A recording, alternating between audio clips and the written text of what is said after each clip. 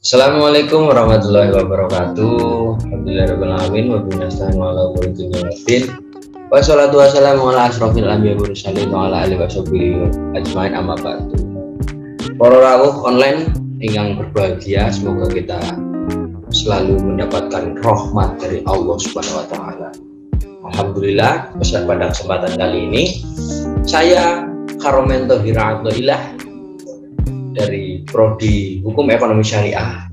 Di sini saya akan sedikit berbagi tentang metode istinbat dari Persis atau Persatuan Islam. Yang terhormat, beliau dosen pembimbing, terima kasih telah memberikan tugas yang sangat bagus ini kepada saya. Beliau adalah Bapak Ahmad Nur Sobah, SIMSI. Terima kasih Bapak. Langsung saja, secara berdirinya Persis yaitu Persis disingkat dengan Persis, artinya Persatuan Islam, adalah sebuah organisasi Islam di Indonesia. Persis didirikan pada 12 September 1923 di Bandung oleh sekelompok Islam yang berminat dalam pendidikan dan aktivitas keagamaan yang dipimpin oleh Haji Zamzam dan Haji Muhammad Yunus. Persis didirikan dengan tujuan untuk memberikan pemahaman Islam yang sesuai dengan aslinya yang dibawa oleh Rasulullah SAW dan memberikan pandangan berbeda dari pemahaman Islam tradisional yang dianggap sudah tidak orisinal karena bercampur dengan budaya lokal. Contohnya tahlilan, sikap taklid, buta, sikap tidak kritis, dan tidak mau menggali Islam lebih dalam dengan membuka kitab-kitab hadis yang sahih seperti Sahih Bukhari, Sahih Muslim, dan lain sebagainya. Oleh karena itu, lewat para ulamanya seperti Ahmad Hasan yang juga dikenal dengan Hasan Bandung atau Hasan Bangil, Persis mengenalkan Islam yang hanya bersumber dari Al-Quran dan hadis. Tujuan dan cita-cita Persis diwujudkan dalam rencana jihad sebagaimana tercantum dalam Qonun Asasi atau Anggaran Dasar Persis bab 2 pasal 1 tentang rencana jihad umum sebagai berikut. A. Membalikan kaum muslimin kepada pimpinan Al-Quran dan Sunnah. B. Menghidupkan ruhul jihad dalam kalangan umat Islam. C. Membasmi fitnah, kufarat, tahayul, taklid, dan syirik dalam kalangan umat Islam. D. Memperluas tersiarnya tabligh dan dakwah Islamiyah pada segenap lapangan masyarakat. Mengadakan, memelihara, dan memakmurkan masjid atau surau dan langgar serta tempat ibadah lainnya untuk memimpin peribadatan umat Islam menuju sunnah Nabi yang sebenarnya menuju kehidupan takwa. Mendirikan pesantren atau madrasah menjadi putra putri Islam dengan dasar Al-Quran dan Sunnah. Menerbitkan kitab, buku, majalah, dan siaran-siaran lainnya guna mempertinggi kecerdasan kaum muslimin dalam segala lapangan ilmu pengetahuan. Yang terakhir, mengadakan dan memelihara hubungan yang baik dengan segenap organisasi dan gerakan Islam di Indonesia dan seluruh dunia Islam. Jadi metode yang digunakan oleh metode istinbat yang digunakan oleh Persis yaitu membentuk Dewan Hizbah. Dewan Hizbah ini berguna untuk wadah untuk mengkaji berbagai hal yang mengangkut keagamaan sesuai dengan garis besar haluan dalam Qonun Asasi yang tadi disebutkan. Tulisan ini bermaksud menyajikan metode penetapan hukum Dewan Hizbah Persis. Secara singkat Dewan Hizbah. Semula, institusi fatwa ini tidak bernama Dewan Hizbah, tetapi bernama Majelis Ulama Persis. Majelis Ulama Persatuan Islam berdiri melalui Muktamar Persis ke-6 tanggal 15 sampai 18 Desember tahun 1956 di Bandung. Namun, di kemudian hari lembaga ini diubah namanya menjadi Dewan Hizbah. Perubahan ini terkait dengan kondisi internal dan eksternal Persatuan Islam sebagai ormas Islam dalam perjalanan sejarahnya. Perubahan nama ini dilakukan merupakan hasil keputusan Muktamar ke-8 Persis tahun 1967 di Bangil, Jawa Timur. Majelis Ulama untuk pertama kalinya dipimpin oleh Ahmad Hasan yang tadi sudah disebutkan. Setelah berganti dengan nama Dewan Hizbah, maka yang memimpin adalah Abdul Qadir Hasan karena waktu itu Ahmad Hasan telah wafat. Kemudian karena Abdul Qadir Hasan mengajukan pengunduran diri karena alasan kesehatan, maka digantikan oleh Kiai Haji Abdurrahman. Setelah wafatnya Abdurrahman, jabatan Ketua Dewan Hizbah dijabat oleh Kiai Haji Abdullah pada Muktamar ke-10 di Garut, Jawa Barat. Kiai Haji Abdullah digantikan oleh Kiai Haji Sar'an. Pergantian nama tersebut di atas tentu diharapkan lebih memaksimalkan peran dan fungsi lembaga fatwa itu bagi organisasi dalam menjalankan fungsinya. Dengan demikian, fungsi ulama untuk sebelumnya hanya melakukan pembahasan, pengajian, serta melahirkan pemikiran keberagaman diperluas dengan melakukan kontrol terhadap fungsional PP Persis beserta anggota jamaiyahnya, di samping menjawab persoalan-persoalan keagamaan yang telah berkembang pada saat ini. Nah, selanjutnya adalah metode istinbat ahkam Persis, yaitu A. Sumber hukum dari Dewan Hizbah, yaitu sesuai dengan paradigma kelahiran persatuan Islam, yaitu kembali kepada Al-Quran dan Sunnah. Maka sumber hukum Dewan Hizbah adalah Al-Quran dan Sunnah itu sendiri. Untuk sumber pertama, Al-Quran mempunyai apa yang disebut dengan dilalah al-hukum. Adapun dilalah Al-Quran terhadap hukum dari aspek turunnya, menurut Dewan Hizbah diyakini qat'iyyu al-wurud, pasti dan meyakinkan periwayatannya karena disampaikan dengan jalan mutawatir. Oleh karena itu, kandungan hukumnya pun pasti benar, hanya dalalahnya terhadap hukum dari aspek pemahaman bisa dua kemungkinan, antara qat'iyyah al-dilalah dan dhanniyah al-dilalah.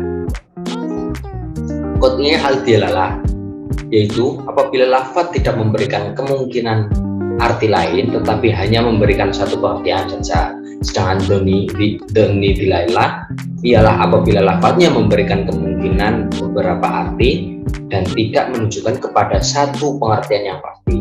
Jadi qat'iyyah dilalah adalah apabila lafaznya tidak memberikan kemungkinan arti lain. Bedanya kalau dhonni itu memberikan kemungkinan beberapa arti, kalau qat'iyyah itu hanya satu arti. Selanjutnya, metode istinbat ahkam dari Persis, yaitu pedoman istinbatul ahkam Dewan Hizbah dalam memahami Al-Quran. Yaitu Dewan Hizbah menggunakan pedoman istinbat mendahulukan dohir ayat dari takwil dalam masalah i'tiqadiyah. I'tiqad itu keyakinan. 2. Menerima dan meyakini isi kandungan Al-Quran sekalipun nampak bertentangan dengan akal dan adat istiadat dari suatu daerah. Mendahulukan makna hakiki dari makna majazi kecuali ada korinah atau hal-hal yang mempengaruhi. Yang selanjutnya, mendahulukan Al-Quran dari hadis bila terjadi pertentangan. Menerima adanya nasakh dalam Al-Quran. Menerima tafsir dari para sahabat dalam memahami Al-Quran. Dan selanjutnya itu mengutamakan tafsir bil maksur dan tafsir bil ro'i. Menerima hadis sebagai bayan Al-Quran atau penjelasan daripada Al-Quran kecuali telah digunakan sihot hasr. Yang selanjutnya itu dalam memahami as-sunnah, Dewan Hizbah menggunakan pedoman istinbat sebagai berikut. Menggunakan hadis sahih dan hasan dalam memahami hukum. Jadi kalau hadis selain hadis sahih dan hasan nggak bisa dalam memahami hukum. Contohnya hadis dongeng, hadis mardud nggak boleh, sanadnya cacat nggak boleh. Selanjutnya itu menerima hadis sahih sebagai tasyri' yang mandiri sekalipun tidak merupakan bayan dari Al-Quran. Itu. Jadi yang selanjutnya itu menerima hadis ahad yang sahih sebagai dasar hukum. Nah, kalau hadis ahad yang sahih itu banyaknya di kitab Sahih Bukhari, Muslim itu banyak. Hadis mursal dan hadis mauquf bil hukmil marfu bisa sebagai hujjah selama tidak bertentangan dengan hadis yang sahih. Itu. Jadi kalau hadis yang dhaif itu sama sekali nggak boleh. Yang selanjutnya itu hadis mursal tabi'i dijadikan hujjah bila ada qarinah yang menunjukkan ittisalnya. Riwayat yang orang yang suka melakukan tadlis diterima jika ia menerangkan bahwa apa yang ia riwayatkan itu jelas sihhat tahammulnya menunjukkan. menunjukkan ittisal. Jadi itu juga bisa dijadikan pemahaman as-sunnah. Selanjutnya tidak menerima ijma, karena secara mutlak dalam urusan ibadah kecuali ijma sahabat itu boleh berijma, tapi kalau yang lain ya, itu tidak menerima qiyas dalam masalah ibadah mahdhah. Dalam ibadah mahdhah kayak sholat, zakat, haji itu tidak diterima qiyasnya. Bila terjadi pertentangan dua nas, maka yang ditempuh adalah cara torik al-jamai, torik al-tajlid, dan torik an-nasakh. Kesimpulannya, Persatuan Islam adalah organisasi yang didirikan oleh sekelompok umat Islam yang tertarik pada kajian dan aktivitas keberagamaan pada tanggal 12 September 1923 yang kemudian disingkat Persis. Pendirian Persatuan Islam merupakan usaha sejumlah umat Islam untuk memperluas diskusi tentang keagamaan yang telah dilakukan pada basis informal selama beberapa bulan. Persis didirikan di Gang Pak Gade, sebuah gang di dalam kota Bandung, ada permulaan abad ke-20. Jadi sekitar tahun 2000-2001 ketika orang-orang Islam di daerah lain telah lebih dahulu maju dalam usaha untuk mengadakan pemburuan dalam agama Islam.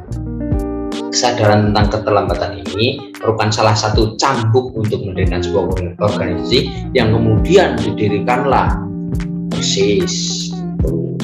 Persis lahir sebagai jawaban atas kondisi umat Islam yang tenggelam dalam kejumudan. Tahu Anda jumud tahu? Di Google banyak.